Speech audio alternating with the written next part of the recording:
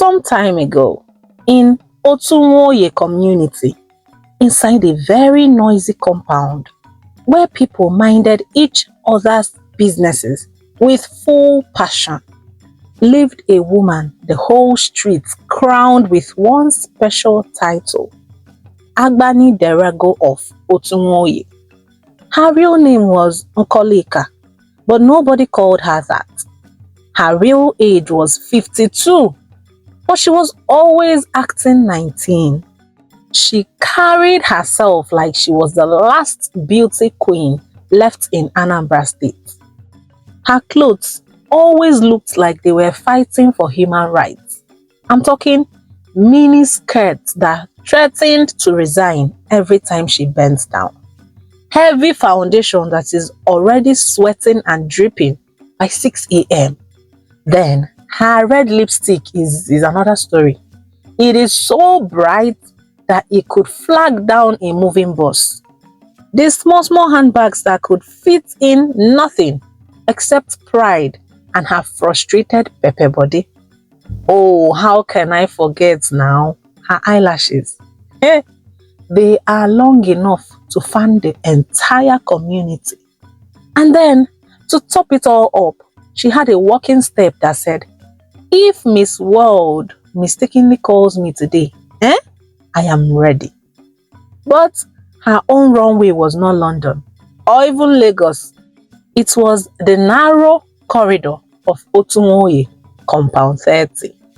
The thing with this lady is that if you called her auntie, she would smile like she just won a pageant. Body go dey sweet am. But if you called her ma, she would stone you broom without even blinking. If you then mistakenly call her mommy or mama, she would insult you, insult your generation, and insult your children until you beg for mercy. But my paddies, do you know the funniest part? This beautiful auntie is very much unmarried. She has 0 fiancé and 0 boyfriend. She had 0 admirer, not even spare tire. Yet, she dished marriage advice as if she had 3 husbands tied behind her backyard like goats. Every evening by 7 p.m., she would sit and cross her legs in Mama Oni, the compound 30 orange seller's shop, talking and belittling other women like she had her own life all figured out. See, leave this thing you people are doing, suffering yourselves in the name of giving birth. Me, if I want children, I won't stress at all. I will just do IVF and I go born quadruplets at once. I don't like stress. Neighbors would nod slowly and swallow whatever it is they wanted to say, pretending to concur. But inside their mind, they're asking questions like, wait quadruplets from who, abeg? Even greeting card no reach you this December. Bikonne mechiono. But who cares? Nkoli still carried her confidence like a crown. She argued with confidence, walked with confidence. Even her red lipstick had a lot of confidence. And that was why the entire compound watched her the way people watched wildlife documentary. Quiet, patient, and curious. Meanwhile, into the same Otunwoye compound 30, one quiet Tuesday morning arrived a new couple that instantly changed the flavor of the yard. The kind of couple that walk in and the whole compound are more excited to greet them. The wife's name was Ozamaka, a calm, well-trained Newi wife, with a soft voice that sounded like Sunday morning. She had that early pregnancy glow, small belly, small waist, and even small steps, moving gently as if she didn't want to disturb the baby's dreams. Her husband, Ima, was the type of man Onitsha mothers prayed for. A gentleman. He greeted everybody. He smiled with everybody and apologized even when you offended him. Before they even finished carrying their bags inside, The whole yard had already fallen in love with them. Mama Ifoma of room 2 whispered, "Correct couple. No noise, no tattoo. See the wife, well brought up people. Chai." Papa Ebuka nodded and said, their marriage go last. They resemble people wey dey fear God. Women adjusted their wrappers to say welcome. Old men cleared their throats to give unnecessary advice. Even the bucket at the tap positioned itself straight. Everybody loved them. Well, except one person. She was standing at the corridor with red lipstick freshly applied, mini skirt positioned northwest, chest lifted like generator choke. Our very own Abani Dago of Otunwoye, staring at them the way a cat stares at new fish. Her eyes scanned Ozamaka from shoe to hair, calculating her pregnancy, beauty, peace, and possible competition. She hissed softly, then louder, then with full chest, because in her mind, the arrival of a gentle, beautiful, pregnant Newi wife meant one thing. Attention was shifting. Neighbors were no longer looking at her eyelashes beating breeze. They were looking at Ozamaka's calm smile. And if there was one thing Nkolika hated with her full spirit, it was when someone else came into the compound, carrying the spotlight she did not authorize. From the very first day they unpacked their bags, Nkolika positioned herself in the corridor like a customs officer waiting for illegal goods. Nobody appointed her, but she appointed herself. Every time Ozamaka stepped out to fetch water or to sweep the front of her door, she would feel eyes scanning her like a barcode. Nkolika would fold her arms, tilt her head and examine everything. The small pregnancy, the shape of the nose, the simplicity of her wrapper, even the way she inhaled and exhaled. So, one warm afternoon, Ozamaka came out to spread baby singlets she just washed, in preparation for birth. Before she could even peg the second one, she heard that familiar annoying voice behind her. "Ozamaka nwa, come here small. Yeah," Collie said, tapping her long lashes like traffic lights. Ozamaka turned politely. "Yes, auntie." Nkolika did not waste time. She placed one hand on her waist, leaned forward dramatically and said, "Nne, this your belly is widening your nose. You better start putting ice cube every morning so Emma will not start looking outside. You know men now, they don't like when their wife's face begins to bend." Hey. Ozamaka blinked slowly, trying to understand if it was greeting or insult. But then she smiled a little, the type of smile peaceful people use when they are choosing calm. "Thank you, auntie, I will manage." But as she turned back to her basin, the compound women who were peeling and eating orange in Mama Onye's shop started exchanging looks. Mama Ifoma whispered, "E be like say this girl go shock this woman o." Mama Chioma nodded like a judge. "You know Nnewi women, they don't back o, but once you touch their tail, they bite straight to the bone." And truly, while Ozamaka's face remained gentle, her eyes carried that small spark, the kind that says, "I am trying, don't push me, oh." Meanwhile, Nkolika, feeling accomplished, catwalked back to her door as if she had just saved a marriage and maintained her rep as center of attraction. For her mind, she was rendering community service. Well, it did not take long before Nkolika's community service graduated from casual corridor comments to full-blown harassment. One morning, before the compound's first rooster even cleared his throat, Ozamaka heard a sharp knock on her door. "Bum, bum, bum." She opened the door halfway, still feeling sleepy. And there stood our own Abani Dago, Nkolika, with her mini skirt, fighting cold breeze, and her red lipstick shining like torchlight. "Nne, wake up! Go and stretch your leg," she announced, as if she was Miss Chief Midwife of Otunwoye. "See, let me give you expo. Pregnant women that sleep too much, their husband starts to observe them. Men do not like lazy pregnant women. No. I hope you know that." Ozamaka rubbed her eyelid. "Jesus, it's just 5:30, auntie." That is the best time to be active. If you like, keep lying down there and growing fat like puff puff with too much yeast. Me, I don't tell you my own," she said, walking away, leaving Ozamaka standing at the door like a confused house help. By evening, Ozamaka was eating better ogbono soup with plenty smoked fish when she heard the voice once again, coming through the window like trouble reloaded. "Ozamaka, is that soup not too much? Don't eat too much soup, oh. You don't know baby can clock 6 months overnight.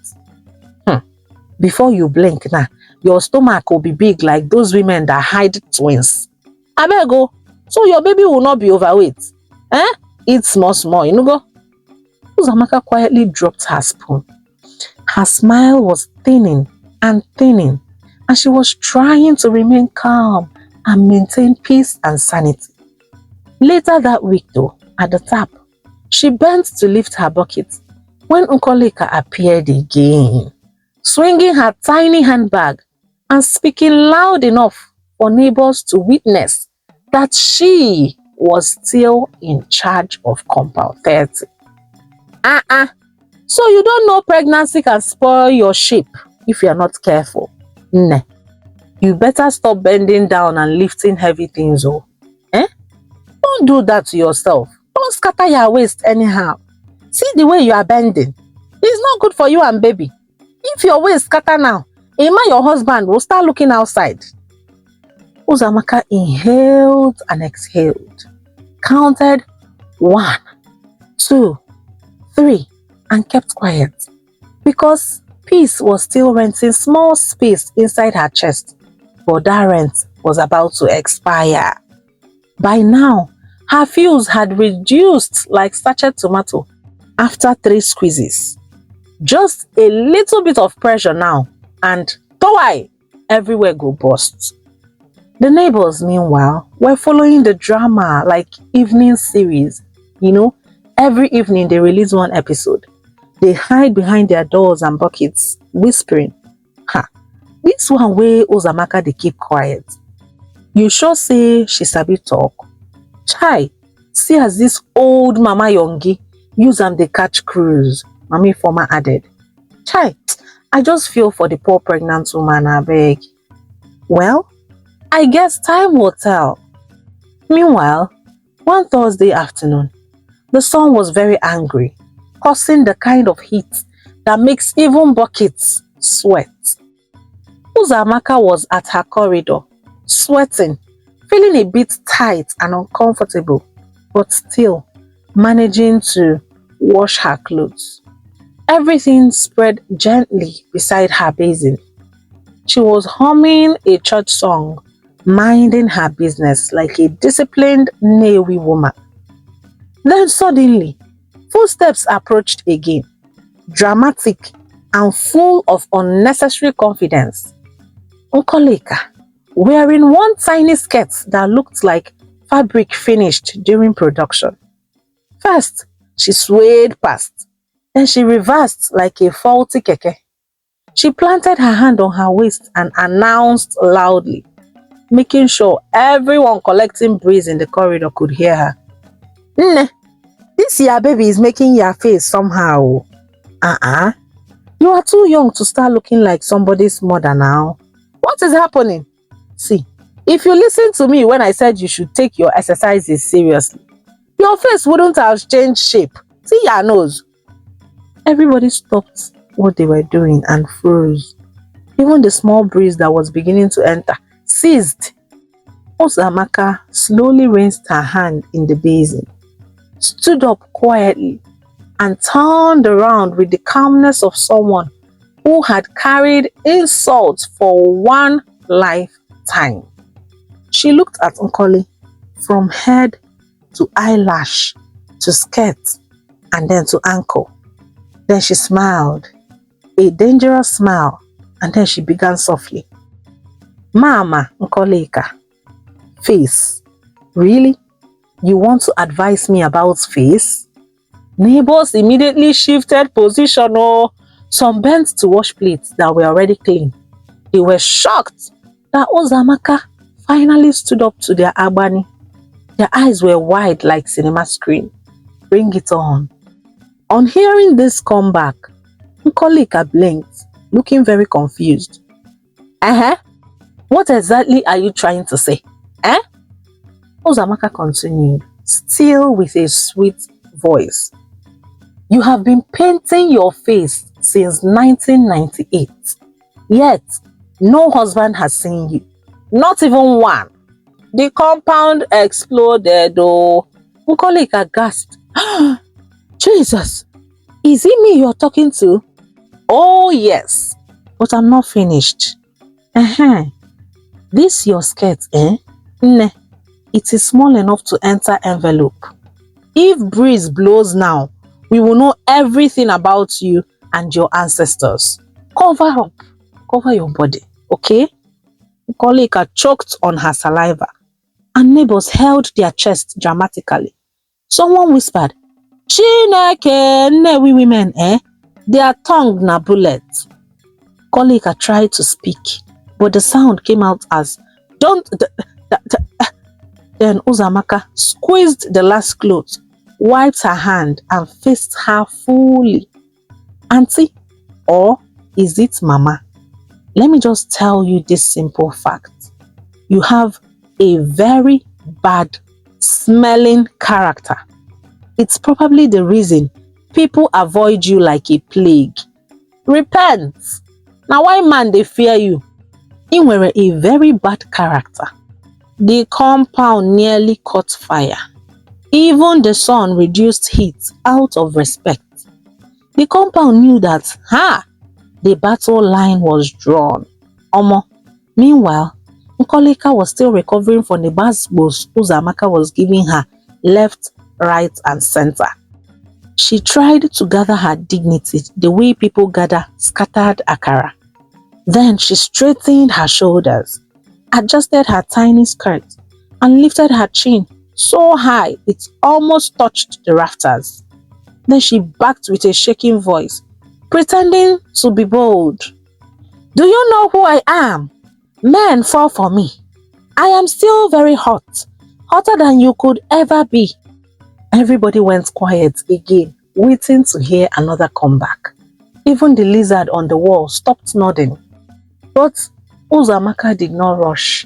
She rinsed her bucket slow, like someone turning the page of a holy book.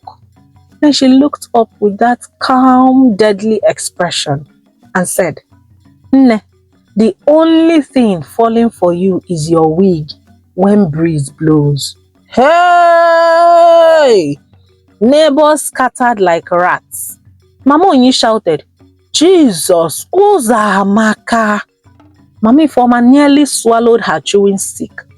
Nkolika held her wig subconsciously, offended on behalf of her ancestors. Me that men are chasing up and down. Ozamaka nodded sympathetically. Yes now, up and down, but in your dreams. Nkolika gasped as if oxygen had betrayed her. But Ozamaka ignored her completely and continued. Auntie, Biko, rest in Jesus' name. If marriage was easy, you would have done it since Obasanjo first tenure. No be today. Neighbors scattered. Papa Ebuka coughed and faced the wall. 2 children ran away because the insult was too hot for their underage ears. Nkolika's blood pressure rose from Otunwoye level to full Onitsha main market level. Her red lipstick began doing spiritual vibration. She pointed shaky finger at Ozamaka. You, you think you can talk to me anyhow? Ozamaka smiled again and said, but Mama, I haven't even started. Oh. You started it now. I'm just finishing what you started because someone had to. At that moment, every soul in the compound agreed. Today, Nkolika picked fights with the wrong person and she's getting it hot, hot. By now, Nkolika's pride was hanging by thread. But instead of accepting defeat like a normal human being, she lifted her chin again, flared her nostrils, and tried one last time to save her shrinkled face. You cannot talk to me like that, oh. I will grind you like pepper. It's like you don't know your mate, you small rat, she shouted. Her voice was now cracking like an old radio.